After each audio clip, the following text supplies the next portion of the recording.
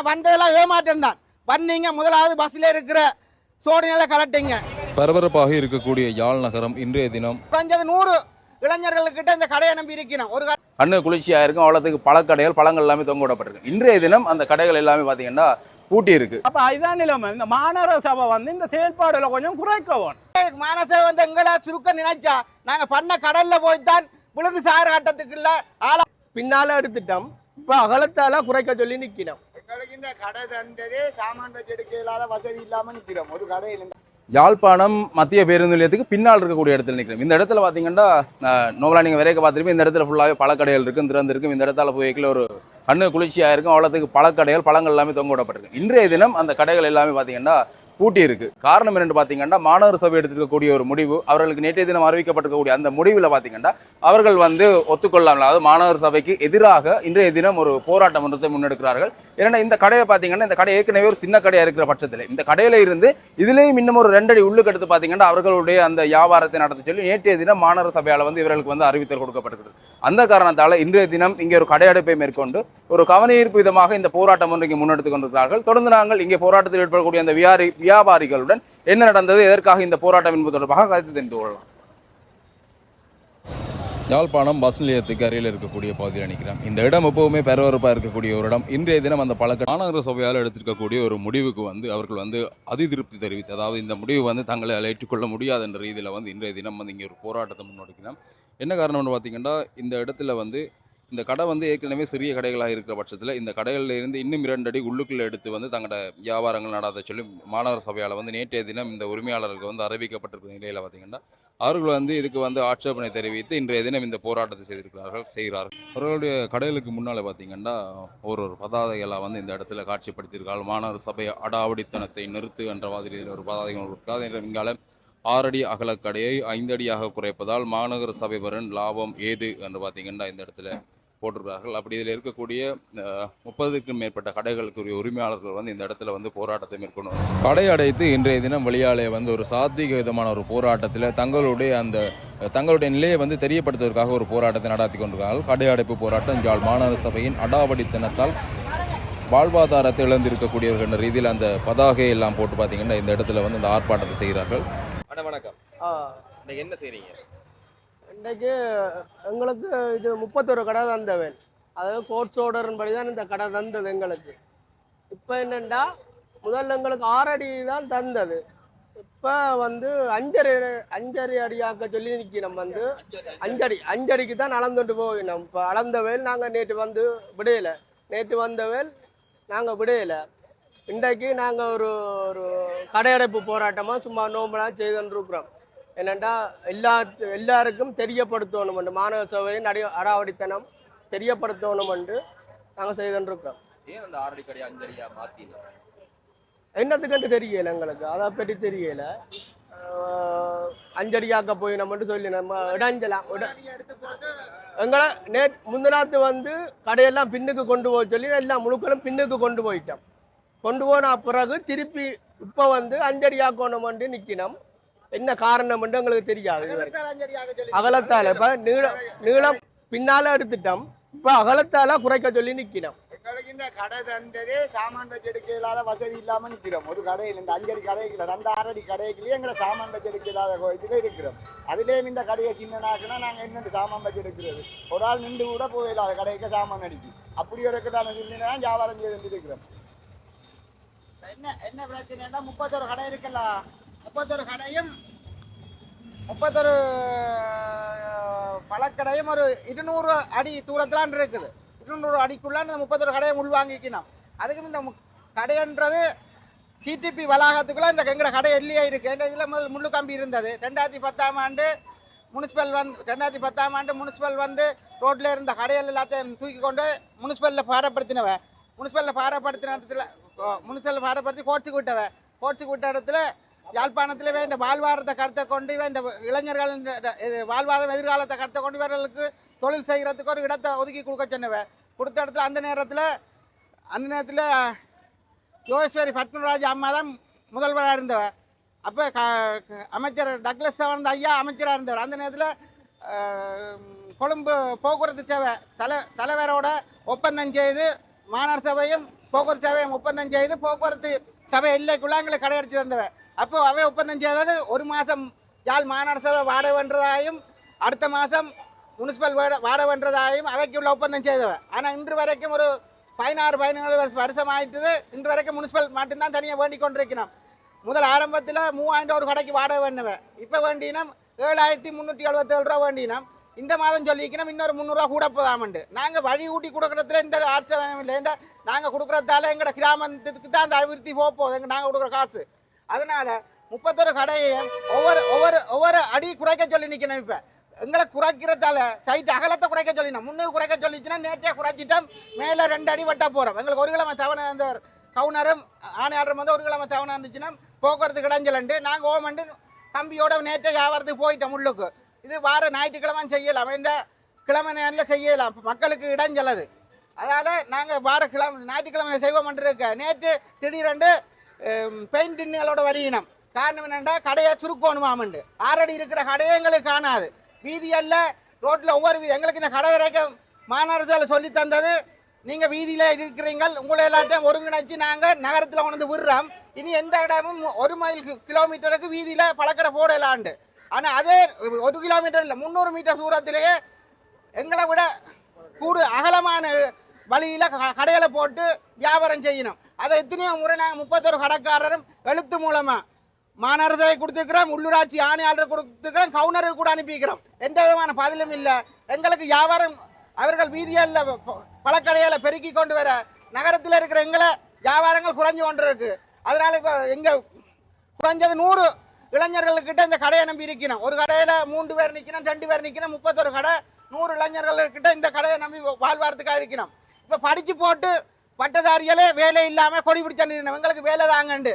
முந்தின நாள் ஒரு இளைஞன் படித்த பட்டம் பெற்ற இளைஞன் விரக்தியில் வேலை இல்லையாண்டு போட்டு சூசைட் பண்ணிக்கிறேன். ஆனால் இதே மானசை வந்து எங்களை சுருக்க நினைச்சா நாங்கள் பண்ண கடலில் போய்த்தான் விழுந்து சாறு கட்டத்துக்குள்ள ஆளாவோம். காரணம் என்னென்னா எங்கள் மாதிரி வளர்ந்து வர்ற இளைஞர்களுக்கு ஊக்கம் தரணும். அது நாங்கள் கோரிக்கை கொடுத்துருக்கோம் அவ்வளோ முறை மாநகர சபைக்கு இந்த வீதியில் இருக்கிற கடையில் பழக்கடையில் அகற்றித்தாங்கன்னு சொல்லி. அதால் எங்களோட வாழ்வாரம் பாதிக்கிறாண்டு. கொழும்புல விலை குறைஞ்ச டேட் போகிற சாமான்களை கொண்டு போட்டு வீதியெல்லாம் ரோட்டில் போட்டு மலிவாக விற்கணும். பாதிக்கப்படுறது வேண்டி சாப்பிட்ற மக்களும் குழந்தைகளும் தான். போன கிழமை கூட காத்தான்குடி கல்முனையில் நீங்கள் பார்த்துருப்பீங்க. சுகாதார பகுதிகளால் வீதியில் இருந்து தரக்குறைவான பழங்கள் வித்தேன்னு சொல்லி அகற்றி நீதிமன்றத்துக்கு போட்டு வைக்கிறோம். அதை நாங்கள் மீடியாக்களில் பார்த்துக்கிறோம். அதே மாதிரி தான் இங்கேயும் தரக்குறைவான இதுகளை கொண்டு ரோட்டுகளை போகணும். நாங்கள் அப்படி இல்லை. நாங்கள் கனகாலம் வச்சு பாவிக்கக்கூடிய பொருட்களை தான் விலகுண்ண பொருட்களை தான் இங்கே வச்சு விற்று கொண்டிருக்கிறோம். மற்றது உங்களுக்கு ஒன்று நான் சொல்ல விரும்புகிறேன். எங்களை 31 கடைக்காரரையும் 6 அடியில் இருக்கிற எங்களை 5 அடி ஆக்க நிற்கிறோம். மாநகர சபை பார்க்க வேண்டிய வேலை எவ்வளோ இருக்குது. இந்த சிடிபியில் இருந்து நியூ மார்க்கெட்டு போகிற வடிகால் இருக்கல்லோ, வடிகால் 1 அடி உயரத்திலான் இருக்குது. சிடிபியில் இருந்து 3 அடி ஆழ்வத்தில் வருது. இந்த ரோட்டு 1 அடி உயரம். அப்படி வர்ற 2 அடி தண்ணியும் அப்படியே ஓடாமல் நின்று துர்நாட்டம் வீசுது. இப்போ போய் பார்த்தீங்கன்னா விளங்கும். எத்தனையோ முறை கமிஷனர்லேருந்து எல்லாரும் வர்ற உயரதியால் முழுக்கும் காட்டி சொன்னாங்க. போன வருஷம் 9ஆம் மாதம் நினைக்கிறேன் கௌரவ அமைச்சர் டக்ளஸ் வந்து ஐயாவுக்கு நாங்கள் முறைப்பாடு கொடுத்து அவர் நேரடியாக வந்து பார்த்து கமிஷனருக்கு எல்லாம் உடனடியாக ஆலோசனை சொன்னவர். நீங்கள் எந்த அபிவிருத்தி செய்யாட்டியும் பரவாயில்லை, இந்த வடிகாலை முதல் செய்யுங்கண்டு. 2 மணித்தியாலும் காணும் இந்த வடிகால் செய்கிறதுக்கு யாழ் மாநகர சபைக்கு 3 போக்கு இருக்குது தானே. ஏசிபியால் கிளறி போட்டு 3 போக்கை வச்சுட்டு மேலால் மண் போட்டு விடுற வேலை மட்டும்தான். அதை கூட செய்ய இல்லை. இப்போ 1 கிழமை இருக்குது கண் பார்வையற்ற பிரம்போடு வெள்ள பிரம்போடு சென்றவர் அதில் வடிகாலுக்கு மேலே விழுந்துட்டார். காரணம் என்ன, வடிகாலுக்கு மேலே போட்டுக்கிற அந்த பிளாட்னு சொல்லுவாங்க, அந்த பிளாட்டுகள் ஒன்றை கொண்டு இல்லை, உடைஞ்சு கிடக்குது. கண் பார்வையற்றவர் அந்த பிளாட்ல நடக்கிற அந்த பிளானில் போய் விழுந்தவர். அதே மாதிரி இப்போ போன மாதம் மட்டும் ஒரு வகுப்பு மூட்டை தூக்கி கொண்டு கடைக்கு வந்தவர் கூட மேலே பார்த்துக்கொண்டு அவற்றை பாறை சுமையில் மேலே பார்த்து கொண்டு வந்து அந்த வடிகாலுக்கு விழுந்தவர். அப்படி எவ்வளோ நடக்குது. இந்த சிடிபி இருக்கிற டொய்லெட் என்றாலும் சரி, முனிசிபலுக்கு இருக்கிற டொய்லெட் என்றாலும் சரி, பகலில் வந்து அள்ளினோம். அந்த கழிவுகளை டொய்லெட் கழிவுகளை பகலில் அள்ளினோம். 1/2 மணித்தியாலும் ஒரு வாகனம் வந்து அந்த பவுசர் வந்து டொய்லெட் அள்ளிக்க 1/2 மணித்தியாலும் அந்த ஏரியா ஃபுல்லாக துர்நாட்டம் அடிக்குது. அதால் எத்தனை நோயால் எத்தனை இதுகள் மற்ற சிடிபிக்குள்ளே ஹாஸ்பிட்டலுக்கு போயிட்டு முதியவர் கர்ப்பிணி தாய்மாரெல்லாம் வந்து பஸ்ஸில் ஏறி இருக்கணும். அந்த நேரம் 9 மணிலேருந்து 12 மணிக்குள்ளே வந்து டொய்லெட் அள்ளிக்கணும்.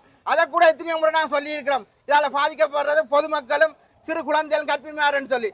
அது கூட இரவில் முந்தி கொரோனாக்கு முதல் இரவுலாம் அள்ளி கொண்டிருந்தோம் அந்த டொய்லெட்டை கூட. அதை கூட சின்ன பகலில் வேலை செய்கிற ஊழியரையும் சாரதியையும் இரவு மாற்றி வேலை செய்கிறதுக்கு கூட முயற்சி எடுக்காத மாநகர சபை சுயமாக வியாபாரம் செய்து இதான் இந்த கடையால் நாங்கள் குறைஞ்ச ஒரு 100 குடும்பத்துக்கிட்ட வாழ்வாரவங்கிற குடும்பம். அதை விட டவுனுக்குள்ளே வர்ற ஆட்களுக்கு எல்லாம் வெளிப்பயணிகள்ல இருந்து யார் வந்தாலும் சொல்லினோம் இலங்கையில் இப்படி ஒரு நீளமான ஒரே மாதிரி பழக்கடை எங்கேயுமே கண்ட இல்லையாண்டு புலம்பெயர்ந்த தேசத்திலேருந்து இங்கே வர எங்களை உறவுகளாக இருந்தாலும் சொல்லிவினோம் இப்படி ஒரு கடை இருக்குது. ஆனால் நாங்கள் உலகத்தில் கூட எங்கேயாவது ஒரு பழக்கடை இருக்கும், 2 பென்சி கடை இருக்கும், வெங்காய புடவை கடை இருக்கும், இடையில பழக்கடை இருக்கும். ஆனால் இப்படி ஒரே லைனில் பழக்கடை இருக்கிறாண்டா யாழ்ப்பாணத்தில் மட்டும்தான். இதுக்கு எங்களுக்கு வழி அமைச்சு தந்தது முன்னாள் மேயராக இருந்த யோசியர் அம்மா பட்குணராஜா. அவைக்கு நாங்கள் என்றைக்கு நன்றி கடன் சொல்லணும். காரணம் என்னன்னா ரோட்டில் இருந்தாங்க, அந்த நேரம் அமைச்சர்கிட்ட போனோம். அமைச்சர் நேரடியாக வந்தவர். எந்த ஒரு அமைச்சராக இருந்தாலும் ஒரு சாதாரண பொதுமக்கள் போய் சந்திச்சு அந்த இடத்துக்கு நேரடியாக வந்து தீர்வு கொடுத்த வரலாறு நான் பார்க்கல. ஒரு தமிழ் அமைச்சராக இருந்து இவர் எங்களுக்கு மட்டுமண்டு இல்லை, இங்கே டவுனுக்குள்ளே எத்தனையோ ஒரு 400 கடை, ஒரு அங்காடி கடை புகார் செய்து பின்னுக்கு இருக்கு. அந்த அங்காடி கடை கூட அவதான் வாழ்வாரம் கொடுத்தவ. ஆனால் முனிசிபல் எங்களை இதை அகற்ற ஒரு அடியை குறைக்க வருமா இருந்தா நாங்கள் தொடர் சாத்திய போராட்டத்தை செய்யறதுக்கு தான் ஏற்பாடு செய்து கொண்டிருக்கிறோம்.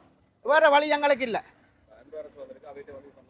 இல்லை, அன்று அரசை நம்பி என்ன மாதிரி எத்தனையோ இளைஞர்கள் கூடுதலாக நம்பி வாக்கு போட்டவ ஒரு மாற்றம் கொண்டு வருமண்டு. ஆனால் வந்ததெல்லாம் ஏமாற்றம் தான். வந்தீங்க, முதலாவது பஸ்ஸில் இருக்கிற சோதனையில் கலட்டிங்க, அப்புறம் அவங்க ஆர்ப்பாட்டம் செய்தாங்க, அதை நிப்பாட்டிட்டீங்க. முச்சாச்சி வண்டியில் இருந்த சோதனையில் கலட்டிட்டீங்க, அவங்கள ஆர்ப்பாட்டம் செய்தாங்க, நிப்பாட்டிட்டீங்க. கடைசி எங்களை மாதிரி வீதிகளில் ஒதுக்குப்புறமா வாழ்வாரம் செய்கிற வியாபாரிகளில் கையை வலிக்கிட்டீங்க.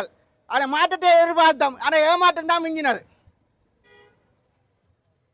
கடை வச்சிருக்கிறோம். ஒரு பொருளை காட்சிப்படுத்தாம நாங்க என்னென்று ஒரு பொருளை விற்க முடியும்? 10க்கு 10 கடை. யாழ் மாநகர சபை வந்து நாங்கள் உள்ள கடை வச்சிருக்கோம், கடை வாடகை கட்டுறோம். கடை முனிசிபாலிட்டி மாதம் இப்போ 4000 ரூபா அந்த வாடகை, இப்போ 8000 ரூபா ஆகி, இப்போ 12500 ஆகி, அதோட அரசாங்கத்தில் 18 வீத வேறையாகி 25000 ரூபா கவர்மெண்ட்டுக்கு இந்த பில்டிங்குக்கு நாங்கள் காசு கட்டுறோம். 10க்கு 10 கடை. 10க்கு 10 கடையில் பொருளை உள்ளே வச்சு என்னென்று நாங்கள் வியாபாரம் செய்கிறது. என்னென்னு ஒரு பொருளை நாங்கள் காட்சிப்படுத்தினாத்தான் மக்கள் அதை பார்த்து வேண்டுவாங்க. அனுரா வந்து சொன்னது இலங்கை ஒரு கிளீனாக்க சொல்லி ஒழிய, ஆனால் இல்லை இங்கே ஜப்பான மாநகர சபை வந்து அதை வந்து 10 ஆக்கி அதை வந்து இதுதான் சாட்டுன்னு சொல்லி எல்லாத்தையும் பிடுங்குறாங்க. நாங்கள் என்னென்று வியாபாரம் செய்யுது? இப்போ இந்த நாட்டில் மேலே பஜாருக்கு உள்ளே வந்து பாருங்க, சனமே வருது இல்லை. நடமாடுற இடத்துல சாமான் வச்சிருக்கேன்னு சொல்கிறீங்க, ஏன்னா பஸ்ஸை ஓடுது, அதுக்குள்ள ஆக்களே நடமாட்டம் இல்லாமல் இருக்குது. நாங்கள் கடை வாடகை மாநகர சபை கட்டுறதா, கடை ஓனரு கட்டுறதா, கரண்ட் பில் கட்டுறதா, வேலை செய்கிறாங்களுக்கு சம்பளம் கட்டுறதா? இப்போ ஒரு நாள் சராசரி ஒரு நாள் சாப்பாட்டுக்கே 3000-3500 ரூபா தேவைப்படுது. நாங்கள் இந்த மாநகர சபைக்கு குரல் கொடுத்தால் அவங்க என்ன நாளைக்கு எங்களுக்கு எதிராக சட்டம் எடுப்பாங்க. அந்த பயத்தில் ஒருத்தரும் கதைக்கிறதும் இல்லை, ஒன்று செய்கிறதும் இல்லையண்ணா. நேற்று வந்து சொல்லிச்சுன்னா கடை வாசல் 10க்கு 10 கடை வாசலுக்கு 2 அடி முந்தி தந்தவ, இப்போ அது கூட இல்லையா? நீமாட்டுக்கு இல்லை கடையண்டா முந்தி 2 அடி தந்தவ, இப்போ அந்த 2 அடிக்கு முள்ளே வைக்கக்கூடாண்டா. நாங்கள் அலுமாரியை கொண்டு வந்து கடைக்குள்ளே வச்சா கடை பூட்டினமாயிட்டான். இந்த கிளீனன்னு சொல்லிப்பா எங்களை வர்த்தகரை கிளீனாக்கினா இந்த மாநகர சபை அதுக்கு தக்க நடவடிக்கை எடுக்கணும். ஏண்டா வியாபாரம் இல்லையண்ணா, கடையில் வியாபாரம் துப்புரவா இல்லை, சனமும் பெறத்து இல்லை. வெளியால் ஓரளவுக்கு என்னவோ நடக்குது. ஆனால் நாங்கள் பயாருக்குள்ள உள்ளே இருக்கு, நாங்கள் வியாபாரம் செய்கிறோன்னா சாமான விலை அடிமட்டமான விலைக்கு கொடுக்குறோம். முடிகிற விலைக்கு கூடி நாங்கள் சில சாமானில் கொடுக்க வேண்டியிருக்கு. ஏண்டா போனால் வராது, வியாபாரம் ஒன்று நடந்தால் ஆக்கள் வந்துச்சுனமென்று சொன்னால் போனால் வராது. அப்போ எங்களுக்கு காசு பணம் தேவை, பேங்களுக்கு போட வேண்டியிருக்கு. அப்போ அதுதான் நிலைமை. இந்த மாநகர சபை வந்து இந்த செயல்பாடுகளை கொஞ்சம் குறைக்கணும், வர்த்தகருக்கு ஒத்துழைக்கணும். என்ன வர்த்தகருக்கு என்ன அள்ளி குமியா கோடிக்கணக்கில் 1 லட்சம் 2 லட்சம் ரூபா செய்கிறோம் ஒரு நாளைக்கு, 10,000 15,000 ரூபா கூடி நடக்க இல்லாமல் இருக்கு. அப்போ இதுக்கு ஒரு தக்க நடவடிக்கை எடுக்கணும்னு கேட்டுக்கொள்ளும்.